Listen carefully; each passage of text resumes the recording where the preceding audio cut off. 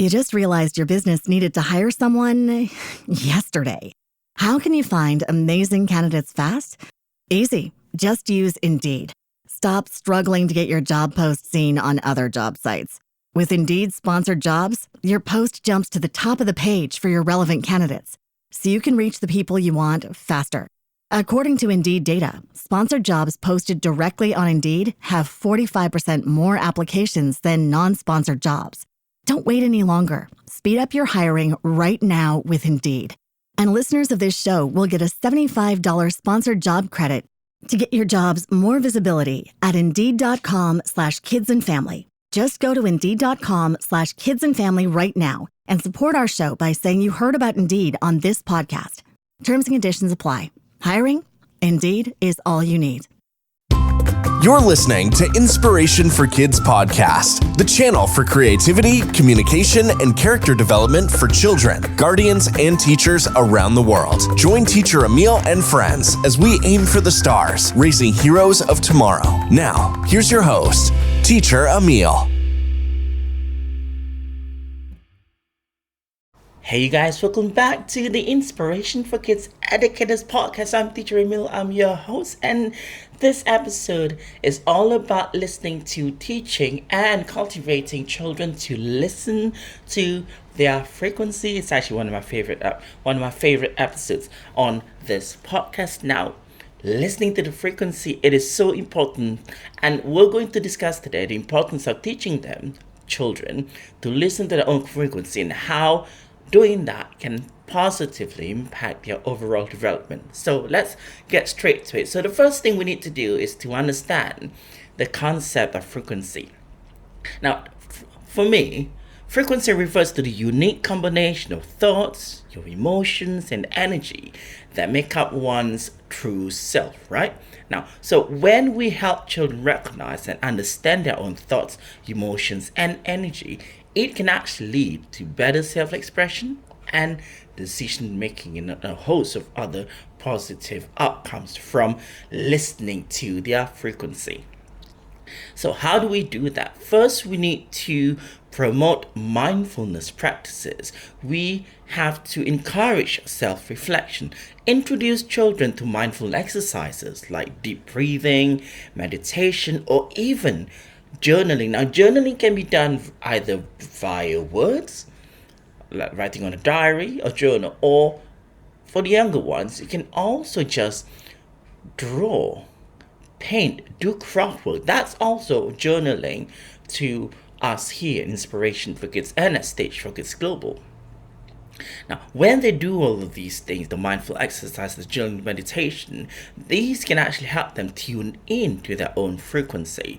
Now, and then we also need to make sure that we as educators and parents create a safe space for the self-reflection, encourage open conversations with our children, and then as they speak, we ourselves need to do active listening, so we can foster a supportive environment where children feel comfortable exploring their thoughts, their ideas, their experiences, and their emotions.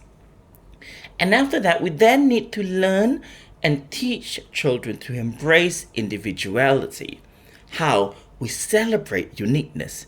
Teaching children that everyone has a unique frequency can help them appreciate their own individuality as well as respect and value the differences in themselves and with the others.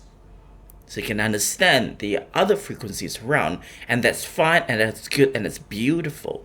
Now, we also then, in order to embrace individuality, is to encourage self-expression.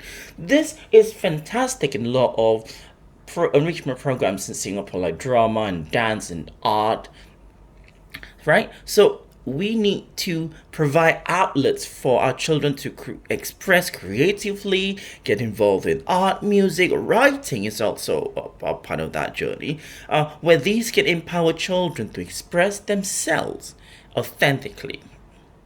And then we are then moving on to the emotional intelligence. This is important to learning and cultivating self-frequency. We got to nurture the emotional intelligence, Helping children identify and understand the emotions can enhance their ability to connect with their own frequency. This to empower, develop, and enrich their emotional awareness. We also need to make sure that we teach empathy and active listening. Show children how to listen actively. Teaching children to empathize with others and active listening to their needs can strengthen their emotional intelligence and foster deeper connections, thus building and strengthening relationships and trust with people they love, they care, and people around them. And then, of course, we have got to model. It's always so important with all of these different strategies and ideas and progress and processes and developments. We, as the guides, we are the guardians, we're the leaders, the teachers, the educators, the parents. We've got to model healthy relationships. We've got to first be mindful of our own frequency as parents, as educators. It's essential to model healthy behaviors and demonstrate active listening, empathy, and we've got to do self-reflections too. And when it's appropriate, we can do self-reflections with the children so they can model and follow and cultivate such good habits. And we, again, of course, need to be supportive.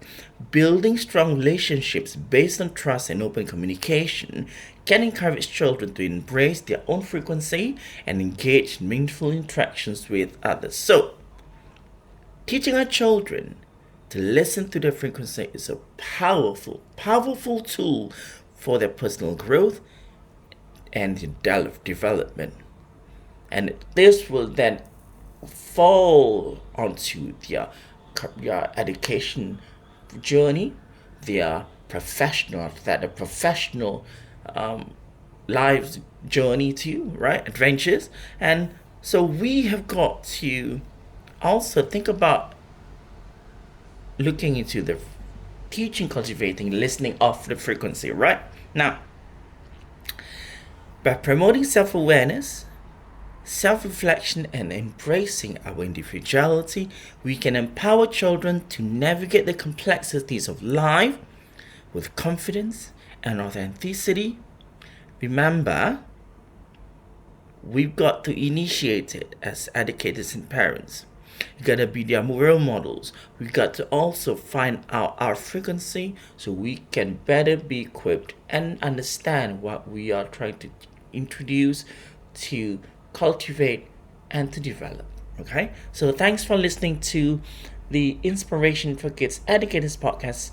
I look forward to seeing you on our platform at inspirationforkids.org/educators, where we have a members only platform. Join me there if you like, and I'll see you guys in the next episode here on Inspiration for Kids Educators.